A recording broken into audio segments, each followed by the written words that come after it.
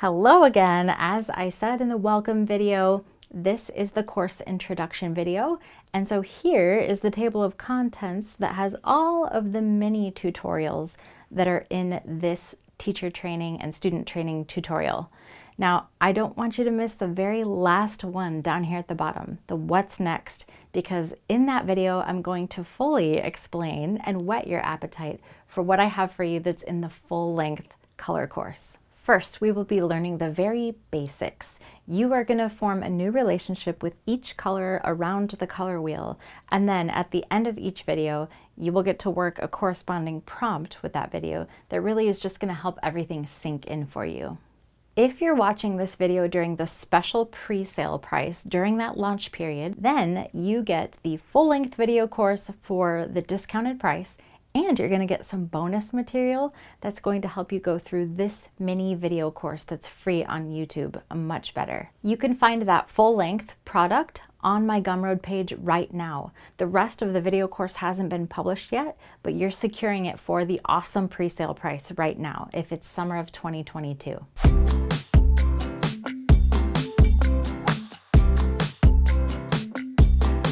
Hi, I'm Dallas Noctegal. It's so nice to meet you. I'm really glad that you're here watching this video, because if you're watching this video, that means that you are ready and you are prepared to know what it takes to go through this course.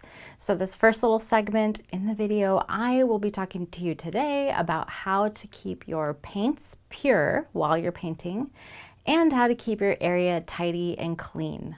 So I'm about to tell you what to do with your brush, your water, and your paints during the painting session and after the painting session. But before we get into that, I want to let you know that this is painting. So if you are a student or a teacher that doesn't like to get messy, you probably ought to wear a smock or an apron or just a shirt and pair of pants that you don't mind if it gets paint on it, because mistakes do happen. You may bump into your neighbor and paint may transfer.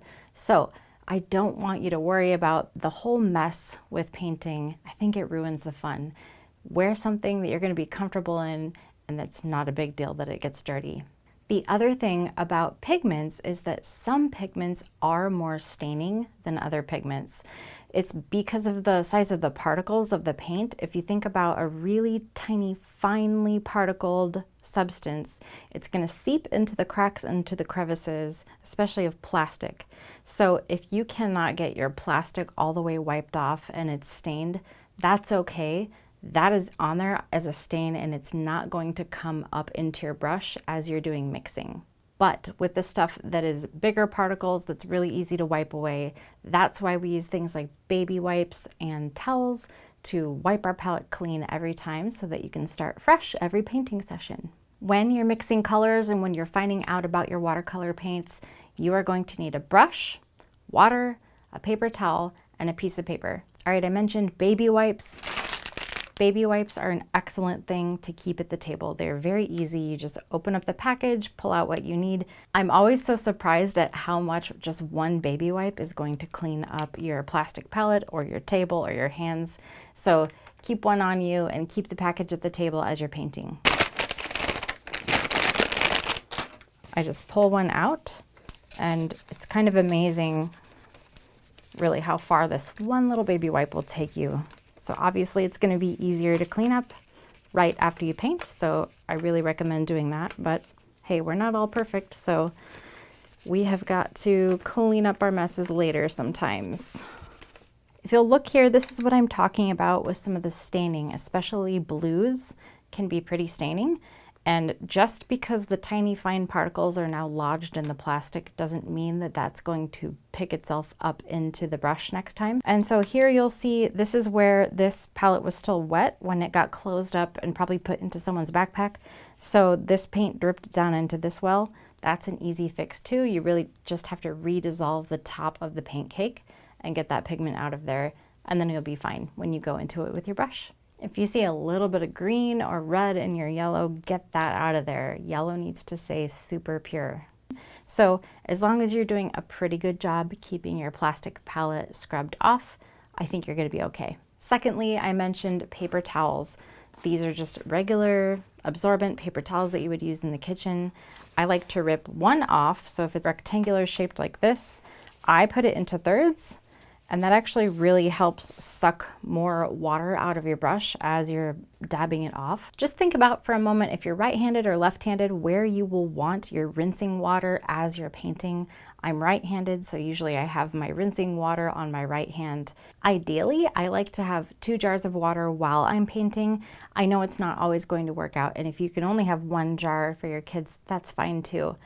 What I like to do is rinse the majority of my paint out in between colors and at the end with one that is marked paint. So I know this one is going to be the dirtier jar, and then I have a cleaner jar of water.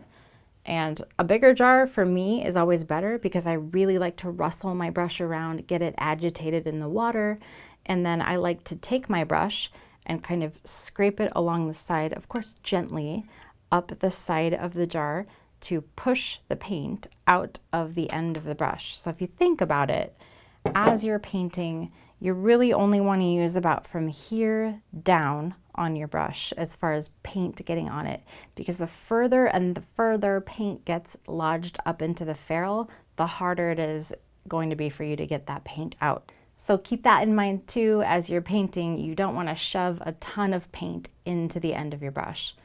Keep it simple. Don't get too harsh with it, and the paint will come out super easily when it's time to clean up. And here is the order of what we're going to do. You're going to take your brush. If it is a brand new brush, you need to wash it out because it's oftentimes stuck together with glue to make it pointy so that it doesn't rustle around in packaging and get all frayed. So you need to wipe that glue out before you get into any paint. Go ahead and do that now. So you have your brush totally cleaned out. Now think about this. You want a fairly clean brush that's full of water to dissolve your paint cake, or maybe you have fresh tube paint. So you will dip your brush into the water. I like to kind of shake the brush a little bit to get the big drops of water out. And then let's just go into red. If your paint is dried in a cake like this, you're gonna kind of need to wake it up to activate it. So I like to just sweep around it. If you can ahead of time, you can take a spray bottle and spray it with just regular water. So let's try to get a really dark saturated color out of this. Okay, so this to me, it's still, the paint is still kind of stiff on the paper. You can see that it kind of muddled up on the edges. Usually I will add a brush full of water to that. And I have a friend who calls this making your color juicy. You want the color to kind of move around a little bit, and it's called watercolor. You want enough water in your pigment, in your color, to move it around on the page, to mix it around especially. Now we're going to rinse that completely out of our brush so that we can go and mix 2 different other colors. So really rustle it around. If you know what color you're mixing ahead of time, think about what color is lighter that you wouldn't want another color in that color. Usually that color for me is yellow. So if I'm mixing a green or an orange, I will usually go into my yellow first. Again, you can wake it up. So now in order to mix this yellow into another color, I want to push this paint out of my brush. So I push it by just pulling it out of the brush, by pressing the brush just like I would press a broom against the floor to sweep things away. Same idea here. Once I think I have enough yellow out, I will rinse this out completely. And now here's where your paper towel comes in handy. You roll gently your brush against your paper towel. I see a little spot of yellow that came out, so I need to go back into my jar. And if rustling it didn't work, sometimes I like to take it against the side and push it up like this to push the paint out of the middle of the brush. And let's see if that helped. Go to a clean spot on your towel. Looks like it worked. So now I will go into blue. As you'll find out in this course, if you don't already know, yellow and blue make green. So I have agitated that cake with a little bit of water, and I know that blue generally is a pretty powerful color. So I only want to add it little by little. So there's just a little bit of blue on the end of my brush here. So I will do the same thing. I will push it into that pile of yellow paint. And we have a green here. So now I've mixed a green. And I'll just show you right there next to that red. So now you understand the principles behind how to mix your paint. Now let's get all of the pigment out of this brush. Rustling it around in the water, checking it on a white clean paper towel, rolling it gently. I don't see that any color came out, so I should be good to go into the next color. So now I'm going to mix on a palette that I've already kind of dried. Here's what I've done. I have taken tube paint that comes fresh like this, and I've squeezed it out and it's already dried in here.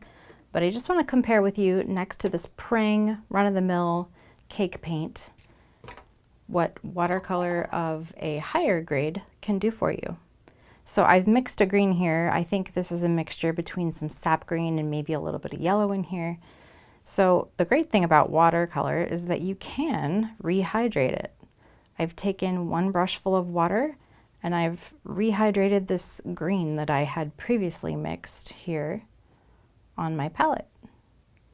And now already you might see a difference in color intensity here as I lay these next to each other. That was just rehydrated paint from my plastic palette. So again, I am going to wash all of this green out of my brush. And let's try to mix an orange here. So I will go into and wake up. Sometimes I can drop a little bit of water into the top to dissolve it more. Remember that the bristles of your round brush are delicate, so treat them well and they will last you a long time. All right, it looks like this is getting closer to the consistency of half and half, which is something I like to get my paint to. I will go into this well and I'm doing the same method. I'm pushing the paint out, and with these wells, the sides of these wells are a little bit more steep. So you can kind of use that to your advantage with this. You can press your brush against the edge here and it kind of pulls the paint out of the middle of it. So once you feel like you have enough paint in there, rinse your brush. Now, same with red. It can be a very powerful color. So I've put my yellow down first. Yellow does not have a big value range, so it's a little bit of a weaker color. So I've put that in the well first, and now I will be adding red a little bit by a little bit. I think this is vermilion. And so as you can see, even just with a regular wet brush without pre-wetting this paint, it is already staining the top of the bristles here. So I will just go into this gold color, and we have made a very golden yellow color, a warm yellow color. It's so nice. It looks like a dandelion. So it'll take you a while to get down this muscle memory if this is your first time watercolor painting. But be encouraged, just keep practicing this process to keep your colors clean and pure, and you won't have as much trouble mixing your colors and getting muddy colors as maybe you have in the past. Okay, so I'm done painting now and I want to wash my brush out for the day and dry it out. Here's what to do next. I want you to take a clean paper towel, your dirty brush, and your dirty water and head to the nearest bathroom. I'm gonna have my brush rest here to show you. You're gonna want to dump your water.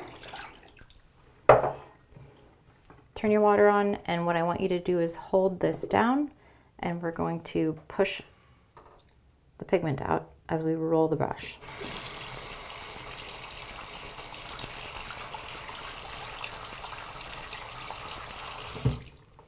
And then test it on your piece of paper, and when you don't see pigment anymore, your brush is clean.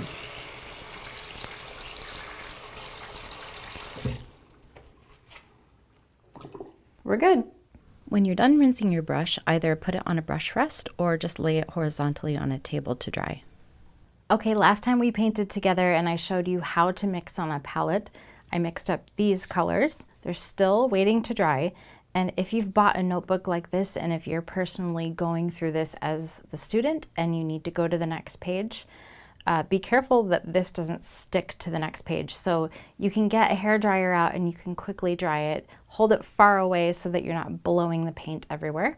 but it should dry pretty quickly and then you can move on to the next page. I didn't talk yet about the types of paper. This that we mixed on earlier was a Canson mixed media paper, and I like it a lot. It's very versatile. It does take on a little bit of water. There is some sizing in it, which is great for watercolor. Sizing in paper helps the watercolor seep through slowly. It's a media that is put into the paper to make it thirsty, but to not let the paint flow too much on top of the paper. This is just a watercolor paper. It's a cold press watercolor paper, but it's not super high quality. I think I got it at a discount store. I'm going to show you a method today that we use all throughout the course to explore the value range of a color, and I call it pulling down the color. So we are pulling the whole range of the color out by using water as the media to do that. So at the top of our swatch, we're going to have the paint very thick on the paintbrush and the paper, and then I will gradually add water to it and make it flow out onto the paper, and you will see how it dilutes the color and changes the color hue as it gets to a higher value and a softer color. So I think we'll go with red today because I have some red in my palette and I have a really powerful red. It's called vermilion. And so again, we will want to put water into our brush to get the paint activated, and then we will drag it across the paper. You can either go down vertically or you can go across. It's up to you. It's up to you where the spiral is on your paper if you're keeping one notebook for yourself, or however you want your paper oriented. Think about that before you do this exercise. Going into my water, you can either just knock some water off of your brush right into the well, and try not to be hard on your bristles, but you can jostle the paint around, wake it up, as I say. So this vermilion, we're going to take at its highest intensity right here, and more of the paint has been deposited at the top. So at this point, I will take the brush and I will just gently dunk it into the water just to reabsorb the bristles with water. So I'm just going in as so, and I might drop one droplet of the water if it just falls off the end of the brush. I can let it fall off the end of the brush, but we're not jostling it around. We're not cleaning the brush out. We're simply just adding water back into the bristles. And again, the same action, I'm pulling down the color, and you see it's changing the hue again. So the same technique. I will go into the water. I'm not jostling it. I'm letting some of the color drop off the end, and then I'm going back into this, pulling the color down, and we still have quite a ways to go, so I'll just keep doing this. You can kind of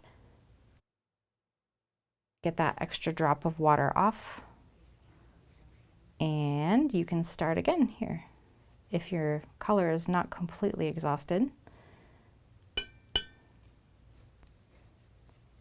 You can see the beautiful pink color that this has become. It's pulling the whole value range out for you. Okay, I'm sure I could keep going a while, but you get the idea. So as you can see, having more pigment on the paper makes for a darker color, depending on the words you want to use. And as you add water, that color gets lighter and lighter and lighter. And so that's how we're exploring the value range with these colors. By the end of this mini video course, you will have learned about yellow, red, orange, green, blue, purple, and then you will have done a monochromatic still life to kind of wrap everything up at the end. And once you finish those, that means that you are ready to go into the rest of the video course. We are going to explore color relationships and color schemes. We're going to do some plein air painting projects. You are going to get even more experience and more practice mixing your colors from life. And you're going to dip your toes into other media because color is everywhere. Color isn't just in paint. So all these things that you're learning about color theory in this course are going to translate into things that are in the real world. There is no end to the applications that you can make with color theory. That full-length course is found over on my Gumroad product page, where I host all of my video courses and drawing products. If you purchase this course during the summer presale event of 2022, you'll be able to download or stream all of these mini course videos, plus you'll get these super helpful color exploration tools. They're like visual outlines that walk you through the process of what I do in each single color video, plus they show you an extra way to explore that color further on your own. Not only that, but you'll also receive the rest of the color course for free when all of that content is ready to publish. Gumroad just sends you an email every time new course material is published and automatically updates your library with the new content. If you're viewing this tutorial after that summer 2022 presale event, don't worry. That just means that for an extra $15, you'll get full access to everything right away, but not until the fall of 2022. I know I'll see you over there in the full-length course, guys. Okay, that's all for this video. Now it's time to move on to your first color exploration video, which is all about the color yellow.